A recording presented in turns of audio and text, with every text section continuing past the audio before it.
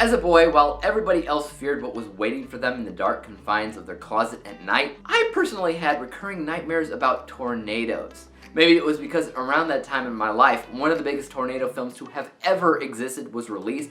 That film, of course, being the one and only Twister. I always found tornadoes to be such a fascinating subject that I personally wanted to witness in real life, yet also absolutely feared the day that might happen, because even though I really wanted to see one, the idea that it would also be the last thing that I ever saw always kept me up at night. Naturally though, this fear has always made me interested to watch what other tornado films were out there. And on January 3rd, Uncork'd Entertainment will be releasing Firenado on digital. I got a little bit of an early look, so let's find out if it's any good, and let's get cracking. When a team of meteorologists create an impossible machine that can control the weather, they accidentally create a Firenado when that machine malfunctions inside of a twister.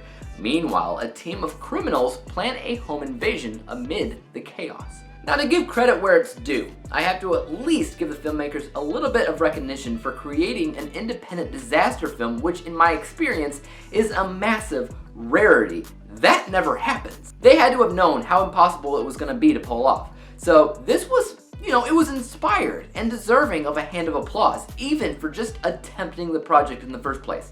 Unfortunately though, I feel like there's a reason why disaster films are usually backed by such a big budget in the first place, because a huge focus typically falls on the shoulders of a visual effects team. The better that it looks, the more successful it becomes in the long run. And the visuals here are kind of rough. On their own, the visuals aren't terrible, I guess. The tornado in a way does look kind of cool. But what took me out of it was a lack of focus on weather patterns. What I mean by that is, we all know what it should look like outside during a tornado, right? It should be dark. It should be so dark that you can hardly even see the tornado, but you can usually hear it through the howling winds. Oftentimes it's raining, it's thundering, it's lightning, it's loud, it's a nasty storm all around. And that's simply not what this film did. This film wanted to showcase their tornado in broad daylight, and with a surprising lack of sound coming from the tornado as well. It took me out of it. I mean, you guys remember in Twister how one of the best scenes was so dark that you couldn't see the tornado at all. You could only hear it, and it was terrifying. It was fantastic. If they did the same thing here, but with just a little bit of fire to light that tornado, that would have been downright epic.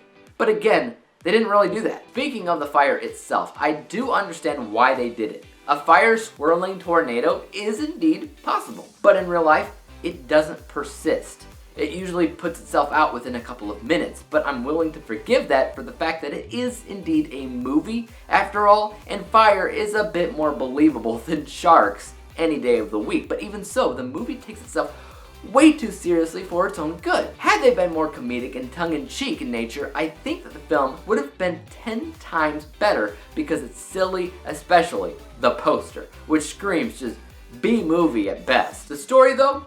The story is potentially worse than the graphics too, because you have a group of meteorologists that track the trajectory of the twister and go from town to town to town, warning people to get out because a blazing tornado that they created in the first place was coming. Then of course, you got a secondary story about some kind of home invasion and money that they're after. And none of this story felt important, because it all could have been avoided if the meteorologists just left the stupid tornado alone in the first place. I really, truly wanted to enjoy this film given my love-hate relationship with tornadoes, but a part of my love for this natural disaster has to do with being pulled into the terror it brings, and then the destruction that it leaves in its wake. This towering beast that is dark and violent, it's amazing. Yet, their insistence on showing it in more of a bright atmosphere ruined its potential, in my opinion. The brighter it is, the easier it is to see those little imperfections in the CGI. Overall,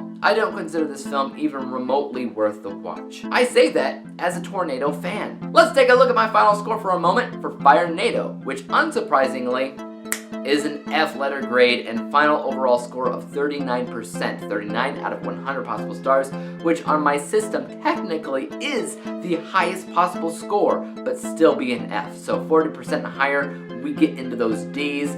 So it was almost passing in my opinion, but it just didn't make the cut. What about you guys though? Have you seen Firenado? Are you planning to see it? Why or why not? And as for YouTube guys, You know what to do. Hit the like, hit the subscribe button, hit the bell to be notified when I come out with my next review. And until then, peace out.